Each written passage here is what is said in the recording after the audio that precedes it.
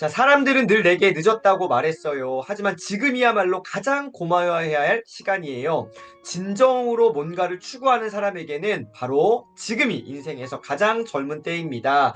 뭔가를 시작하기에 딱 좋은 때이죠. 모지스 할머니의 이 메시지를 다시 한번 우리 좀 기억하면서 오늘 부분 한번 가보도록 하겠습니다. 모지스 할머니가 살았던 그 당시의 인구 조사를 살펴보면은 1850년대에는요, 3명 중에 1명꼴로, 그러니까 3명 중에 1명은 내 자녀들이 다른 집에서, 그러니까 부유한 다른 집으로 가서 가정부로 일해야만 했었던 그러한 시간들이었다고 합니다. 지금의 우리가 직업을 찾으러 사회라는 세상에 나가듯 그녀 역시 모지스 할머니도 다른 가정이라는 새로운 세상으로 나갔던 것인데요. 자, 저는 이 부분에서 요 내용을 좀 주목해 보고 싶습니다. 어린 나이부터 마을 공동체에서 각자 자기 위치를 지키며 어떻게 살았다고요? 모지스 할머니는 성실하게 살았던 것이죠.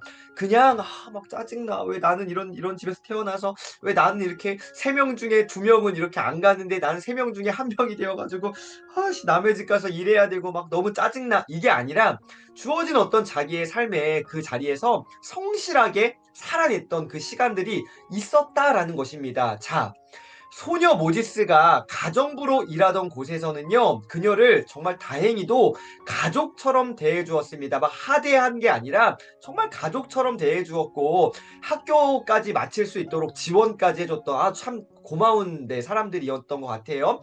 그녀가 받은, 모지스 할머니가 받은 이 이웃들의 따뜻한 이 정은요, 훗날 그녀가 자신의 그림 속에 마을 사람들을 빼놓지 않고 그려 넣었던 것을 보면 미루어 짐작할 수 있습니다. 모지스 할머니 그림을 보면은 정말 그 이렇게 화폭에 많은 내용들이 담겨 있습니다. 그 아름다운 자연 환경이며 사람들의 어떤 동선 모습들, 굉장히 많은 인물들도 나오거든요. 왜요?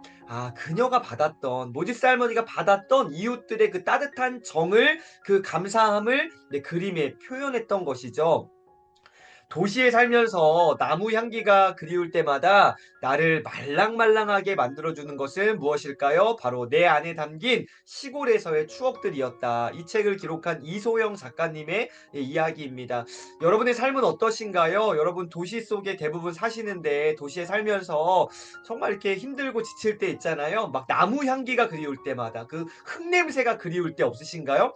여러분 말랑말랑하게 여러분 만들어주는 게 무엇일까요? 바로 유년 시절이든 아니면 그 어떤 자연 속에서의 추억들이 아닌가 싶습니다.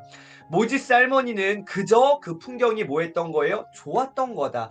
인위적으로 막 이렇게 억지로 만들어낸 것이 아니라 그냥 자연스럽게 내 어떤 삶에서의 그 자연 그 풍경들이 좋았던 것. 그래서 그것들이 아주 자연스럽게 그림 속에서 나타났던 것이죠. 여러분 다시 한번요. 인위적으로 만들어낸 게 아니라 자연스럽게 내 안에 스며들었던 것들이 흘러 넘쳐서 그림으로 때로는 어떤 나의 삶의 어떤 또 다른 형태의 어떤 업에서의 어떤 모양으로 나오는 것이죠. 자연스럽게라는 이 표현, 이 단어 중요한 것 같습니다. 여러분 여기 보세요. 모지스 할머니 그림입니다.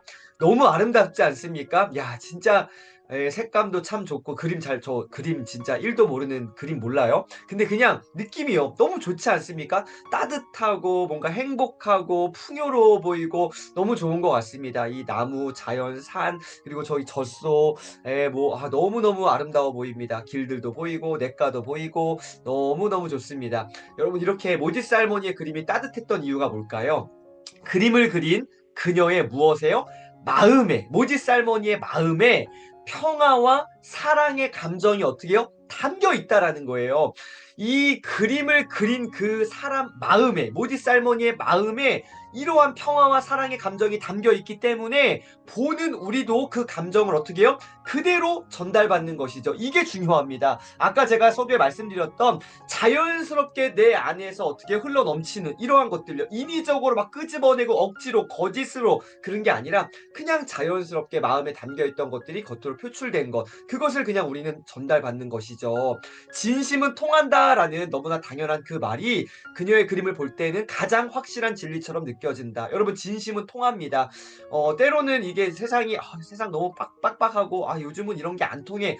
아니요. 진심은 통합니다. 시간이 오래 걸리고 또 얼마큼 걸릴지 모르지만 진심은 반드시 통합니다. 따라서 맨 처음으로 돌아가서 모지스 할머니가 3명 중에 1명 정도가 어떻게요? 남의 집에 가서 가정부로 일했다 했는데 그 유년 시절에 어떻게요? 성실하게 살아냈던 그 모든 시간들 속에서 또 그런 어떤 사회 세상 속에서 받았던 어떤 따뜻한 정들, 온정들 그런 것들이 그림 속에 표현되는 것들. 그러니까 마음에 담겨 있던 것들이 그대로 흘러넘치는 이러한 것들. 진심은 통하게 된다. 오늘 저와 여러분의 삶이 때로는 힘들고 버거울지라도요. 주어진 오늘 하루의 삶을 성실하게 살아낸다면 여러분 세상이 또한 여러분의 어떤 그 모든 것들을 알아줄 거라는 생각 듭니다. 알아주지 않더라도 그냥 가보는 거죠. 자, 보겠습니다.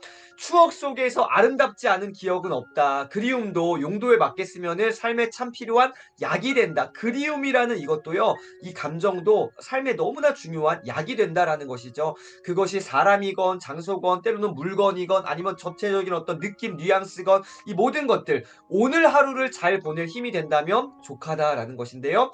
그리워하는 것만으로도요. 여러분 그리움이라는 건 뭘까요? 정말 이렇게 애타게 좀 뭐랄까요? 막 이렇게 보고 싶고 느끼고 싶고 했던 어떤 그런 감정들이잖아요. 여러분 그리움에 대한 어떤 이것들이 있으신가요? 저는 오늘 아침에 새벽에 일부 미라클 모닝 하면서 일기 쓰면서 그리움에 대해서 막 좀 써봤습니다. 내가 그리워하는 게 뭘까? 그리우며 하는 게 뭘까? 저는 이 청소년 시기에 정말로 어렵고 힘든 시간들 보내면서 그때 경험했던 이거 좀 신앙적인 이야기지만 그 하나님에 대한 어떤 그 사랑 내가 진짜 이렇게 참 불쌍하고 막 이랬던 어떤 그런 인생이라 생각됐는데 나도 이렇게 사랑받기 충분한 사람이구나. 이 뭔가 사람 대접 뭔가 이렇게 인간다움 뭐 이런 거 느꼈을 때 그게 그 시간이 너무나 그립더라고요. 이러한 것들 여러분의 인생 가운데 그리움이라는 그 감정, 그 느낌, 그 장소, 사람, 환경 그게 무엇인가요? 여러분 그것들 우리가 차곡차곡 잘 담아봤으면 좋겠습니다. 소중한 것들을 깨닫는 순간은 스마트폰을 바라보고 있을 때가 아닙니다. 컴퓨터 앞에 앉아 있을 때도 아니에요. 일시적으로 아주 그냥 단순하게 그냥 그 시간 때우기용으로 당장 내가 힘들고 지칠 때 핸드폰 보면서 나름의 힐링을 느낄 수는 있겠지만 그거 오래가지 않는다라는 거예요. 이게 아니다라는 것이죠. 자연과 함께 할 때 그때가 진짜 우리 삶의 힐링이 아닐까 싶습니다. 이것을 기억하는 어른으로 살고 싶다. 무엇이요? 자연 속에서 걷고 논일 때 느꼈던 그 소중한 감정들을 계속 기억하는 어른으로 살고 싶다. 여러분 스마트폰 속에 빠져들지 마시고요. 자연으로 밖으로 나가보시기를 응원드리겠습니다. 여러분 이 모지스 할머니의 이 그림처럼 이런 자연들이요. 도시의 삶이 힘들 때면 모지스 할머니가 그린 풍경 같은 자연으로 다가가 위로받는 삶을 살고 싶다. 제 마음입니다. 여러분 어떠신가요? 자연으로 다가가서 자연 속에서 위로받는 삶을 살아보셨으면 좋겠습니다. 핸드폰으로 위로받지 마시고요. 그 기계 속으로 빠져들지 마시고요. 자연 속으로 나아가 보시기를 바랍니다. 이런 의미에서 오늘 제가 책을 3권 정도 소개시켜 드리려고 하는데요. 첫 번째 책은요.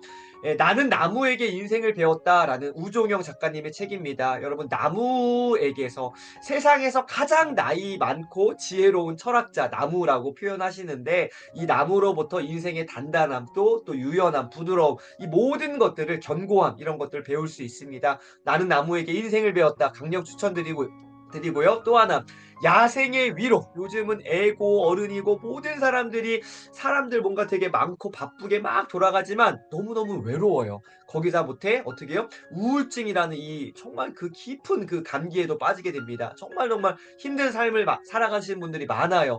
야생의 위로 자연 속에서 그야말로 힐링 이 책 너무너무 좋은 책 추천드립니다. 그래서 이 2권과 더불어서 이 2권의 책을 가지고 요렇게 했으면 좋겠습니다. 어떻게 해요? 걷기 애찬 밖으로 나가셔서요. 자연 속에서 걸어보세요. 걷기 애찬 다비드 르 브루통의 산문집입니다. 여러분 이 책 제목은 아마 많이 들어보셨을 텐데 근데 이 읽으신 분들은 그렇게 주변에 많이는 없더라고요. 이 책 강력 추천드립니다.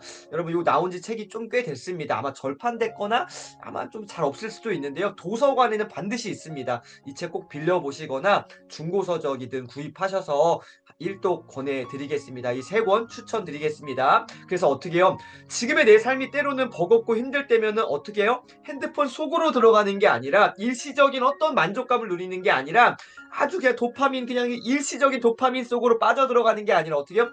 자연으로 나가서 오랫동안 그리움으로 남길 만한 그 추억들, 자연 속에서 힐링하는 것들 누리시는 하루 되시기를 응원드리겠습니다. 오늘도 함께 해주셔서 진심으로 감사합니다. 멋지고 행복한 하루 보내세요. 감사합니다.